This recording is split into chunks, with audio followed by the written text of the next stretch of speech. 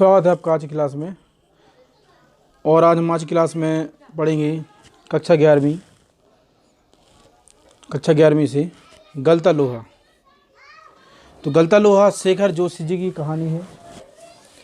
इस कहानी में आपको बताया गया है कि समाज में जातिगत विभाजन पर आधारित यह कहानी है। और इस कहानी में आपको एक मोहन नामक मेधावी छात्र मिलेगा जो कि ब्राह्मण परिवार से संबंध रखता है, ब्राह्मण परिवार से है। और उसकी परिस्थितियां ऐसी हो जाती हैं कि एक ब्राह्मण परिवार के बाद भी वो एक गरीब होने के कारण अपनी पढ़ाई में किस प्रकार की समस्याएं मिलती हैं, कैसी समस्याएं होती हैं और अंत में वो कहाँ उस समस्याओं का अंत होता है। तो ये सारी चीज़ें इस पाठ में आपको मिलेंगी। और साथ में सामाजिक विधि नियम को ताक पर रखकर धनराम लोहार के ऑफर पर बैठता है। मोहन जो है वो सारे नियम, सारी समाज के नियमों को ताक पर रखकर उसके धनराम लोहार के ऑफर से मतलब ये है कि जो ऑफर देता है लोहा का काम करने का, उसके लोहार पर बैठता है। उसके कार्य में कुशलता भी दिखलाती है, कुशलता भी आ जाती है। साथ में मोहन बताता है कि सच्चा भाईचारा क्या होता है और एक जो रिश्तेदार होते हैं उनसे अगर भाईचारा, उनका जो भाई लगते हैं रिश्ते में, उनसे कैसा संबंध होता है। मानो कहना चाहता हो कि लोहा गलकर एक नया आकार ले लिया हो।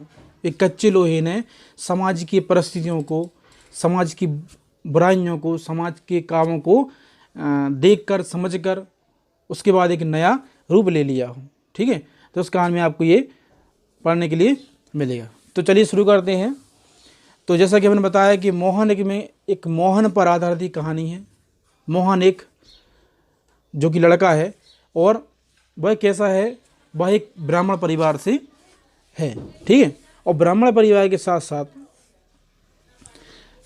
ये एक मेधावी छात्र है जो कि इसके मास्टर जी उसको ऐसा मानते थे कि ये कुछ ना कुछ अपने जीवन में कुछ ना कुछ बड़ा करेगा और समाज का, परिवार का और उसके मास्टर जी का नाम भी रोशन करेगा। तो इसी आधार पर वो उसका भविष्य निर्धारित करते हैं।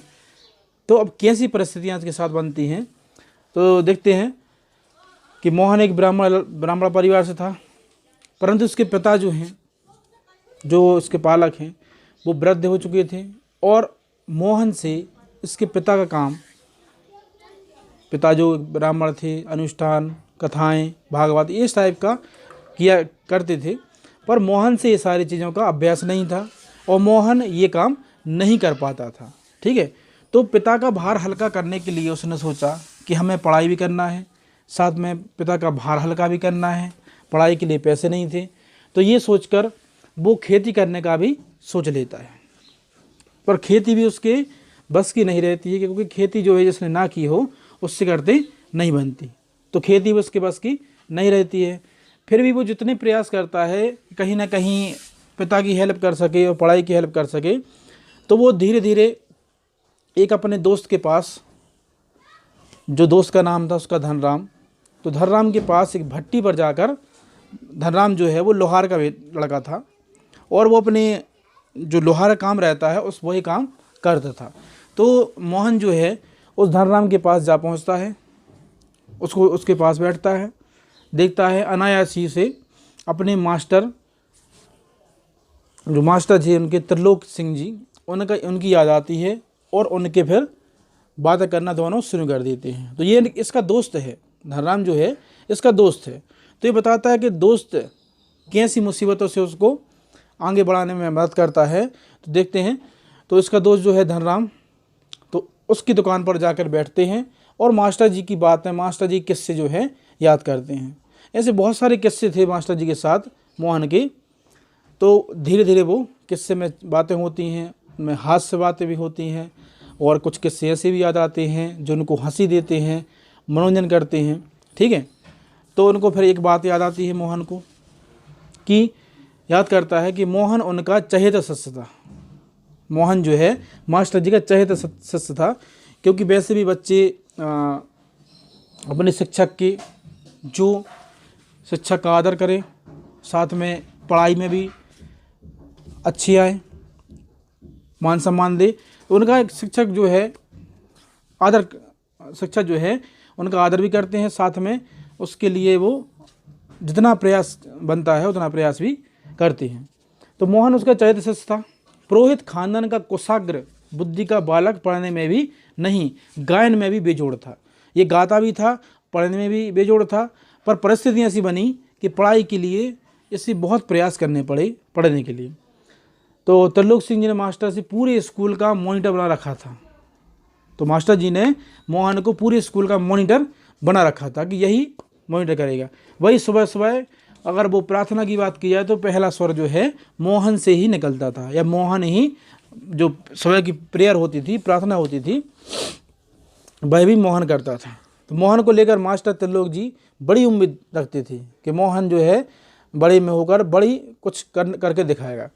कक्षा में किसी छात्र को कोई सवाल अगर ना आने पर वही सवाल मोहन से पूछते तो उसका अनुमान सही निकलता, यानी हर चीज़ का सवाल जो है, सवाल का जवाब मोहन सही देता था। मोहन ठीक ठीक उत्तर देकर उसे संतुष्ट कर देता, तब भी उसकी फिसड्डी बालक को दंड देने का भार भी मोहन पर डाल देते थे। अगर देखा कि मोहन ने उस सवाल का आंसर दे दिया और उस सवाल का आंसर जिस फिसड्डी से बालक से मतलब ये कि जो बालक उसका आंसर नहीं दे पाया है तो उसको दंड देने का काम भी मोहन पर डाल रखा था। तो पकड़ इसका कान और लगवा इसे 10 उठक बैठक, वे ऐसा आदेश देते थे। और धनराम जो इसका दोस्त था, वो धनराम भी मोहन का हमेशा उसके फेवर करता था, उसका सपोर्ट करता था। ठीक है, मोहन के हाथों कई बार उसने बेत भी खाई थी। बेत से मतलब छड़ी होती है, छड़ी भी खाई थी कई बार, क्योंकि वो पढ़ने में होशियार नहीं था। तो बेत भी खाई थी, कान भी खींचे गए थे।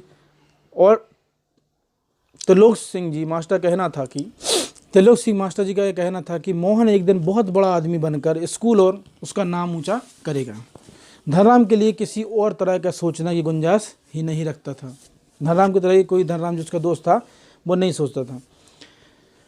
फिर त्रिलोक सिंह जी यह सामान्य का नियम था कि सज़ा पाने वाले को भी, तो ये बचपन के स्कूल के जो मास्टर जी हैं, इनके मास्टर जी के बारे में बताते हैं, इनका नियम था कि जिसको सज़ा मिलेगी वही अपने लिए हथियार जुटाएगा या छड़ी लेने वह खुद जाएगा।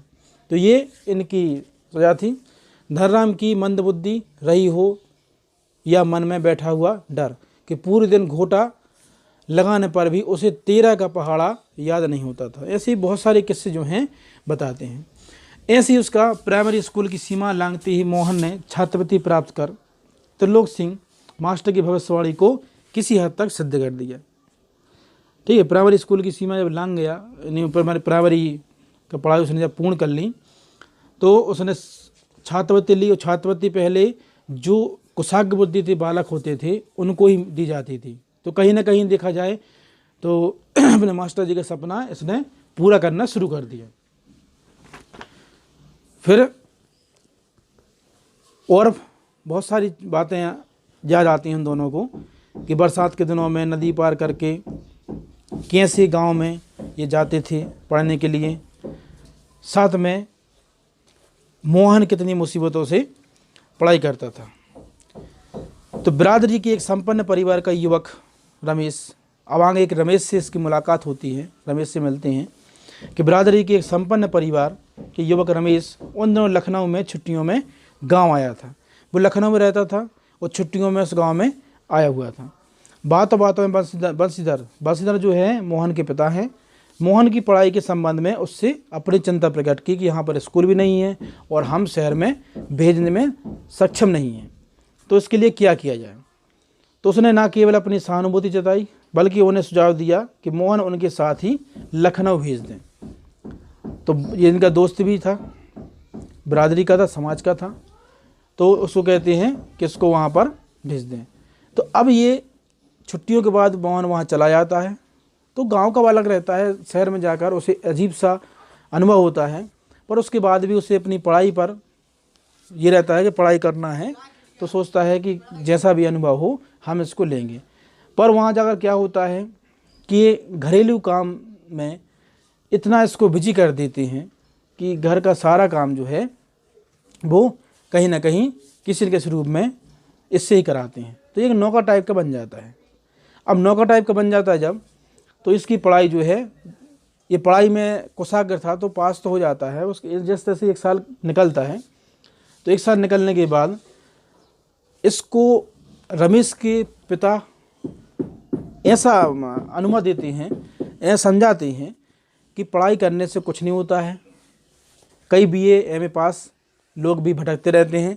तो ऐसा समझाते हैं कि ताकि ये पढ़ाई ना करे, पर ये सोचता है कि पढ़ाई तो हमें करना है। तो अपने पिता को वहाँ की वास्तविक स्थिति बताकर ये दुखी भी नहीं करता है कि हम दुखी करें कि हमारे यहाँ ऐसे नौकर जैसा व्यवहार होता है। तो जैसे तैसे 8वीं कक्षा की पढ़ाई उसने छुट्टियों में शुरू की। मोहन गांव आया। जब वह लौटकर लखनऊ पहुंचा तो उसे अनुभव किया कि रमेश के परिवार उसे आगे की पढ़ाई नहीं करने देना चाहते, जैसा हमने बताया आपको भी। समय बीत गया। मोहन अपने पैरों पर खड़ा होने के लिए कारखाना और फैक्ट्रियों में चक्कर लगाने लगा। तो लखनऊ में रहकर ही फैक्ट्रियों में चक्कर लगाने लगा। अब बंशीधर को ये सारी चीज़ें मालूम नहीं थी। बंशीधर ने जब भी कोई मोहन के विषय में पूछता तो वे बड़े उत्साह से बताते कि पढ़ाई की बाबत लगाने लगे हैं और विश्वास है कि एक दिन बड़ा अफसर बनकर लौटेगा। लेकिन जब उन्हें वास्तविकता का ज्ञान हुआ तो सिर्फ उन्हें गहरा दुख हुआ, बल्कि वे लोगों की स्वप्न भंग की जानकारी देने का साहस नहीं जुटा पाए कि लोगों को हम क्या स्वप्न दिखा रहे थे और उसके साथ कैसा हुआ। और मोहन जो है तो वो वैसी पढ़ाई नहीं कर पा रहा। धनराम ने भी एक दिन मोहन के बारे में पूछा तो उन्होंने झूठ बोलकर उन्हें अलग कर दिया उसकी बात को। अब आगे क्या होता है, तो सामान्य तौर पर ब्राह्मण बालक शिल्पकार वालों के टोली के साथ या उनके साथ उठना बैठना नहीं करते, पर यह इसका चूँकि एक अच्छा दोस्त था धनराम, तो किसी काम काज के सिलसिले में यदि शिल्पकार टोली में आना ही पड़ा, जैसे मान के चलते हैं, तो ऐसा होता था कि खड़े खड़े, क्योंकि ब्राह्मणों का अलग दर्जा दिया जाता था ब्राह्मणों को पहले, तो उन्हें अगर ऐसा ब्राह्मण बालक को अगर शिल्पकार बालक के साथ आना ही पड़ा तो खड़े खड़े बातचीत में निपटा देते थे और वैसे विशेष रूप से बातचीत नहीं करते थे। पर जब वो आया उसकी दुकान पर तो उसने बैठा, देखा, सारे अनुभव किए और देखा कि ये धनराम जो है यही इसका एक परम मित्र है, यही इसका एक ऐसा मित्र है जो हमेशा मुसीबतों में खड़ा रहता है। तो लोहे की फिर इसने क्या किया, पहले बैठा रहा, बैठे बैठे देखते देखते इसने सोचा कि अब हम कुछ काम यहीं कुछ करेंगे। अपनी जातिगत मजबूरी की वजह से जो काम नहीं कर पा रहे हैं, शहर जाके भी देख लिया। तो इसके बाद क्या होता है कि लोहे की एक मोटी छड़ को भट्टी में गलाकर धनराम गोलाई से मोड़कर कोशिश कर रहा था। एक हाथ में सलरी पकड़कर जब वह दूसरे हाथ में हथौड़ा की चोट मारता तो निहाई पर ठीक घाट पे सराहना फंसने के कारण लोहा उचित ढंग से नहीं बढ़ पा रहा था। मोहन कुछ देर तक उसे काम करते देखता हुआ फिर जैसे अपना संकोच त्याग कर उसने दूसरी पकड़ में लोहे को स्थिर कर लिया और धनराम के हाथ से हथौड़ा लेकर नपी तुली चोट मारने लगा। उसका एक अभ्यास जो है ऐसा हो गया, फिर निहाई पर रखकर उसे ठोकते पीटते उसने गोले का रूप दे दिया। देखा, गोले का रूप दे दिया। मोहन को यह हस्तक्षेप इतनी फुर्ती और आकस्मिक ढंग से हुआ कि धनराम को चूक का मौका ही नहीं मिला और न समझाने का मौका मिला। कारीगर जितना पुरोहित खानदान का एक युवक था, एक इस तरह के काम में उसकी भट्टी पर बैठकर हाथ डालने पर हुआ, वह संकित दृष्टि से इधर उधर देखने लगा। धनराम का संकोच, असमंजस, धर्मसंकट की स्थिति में उदासीन मोहन संतुष्ट भाव से अपने लोहे के छल्ले त्रुटिहीन गोलाई पर जांच रहा। उसने धनराम की ओर अपनी कारीगरी की स्वीकृति पाने की मुद्रा में देखा। उसने आंखों में एक सर्जक की चमक थी, ना कि स्पर्धा की चमक थी, ना किसी प्रकार के हार जीत का। उसने देखा कि कोई काम छोटा मोटा नहीं होता है और एक अगर कोई कुछ करना चाहे तो उसकी मुसीबतों से लड़कर भी वो काम कर सकता है। ठीक है।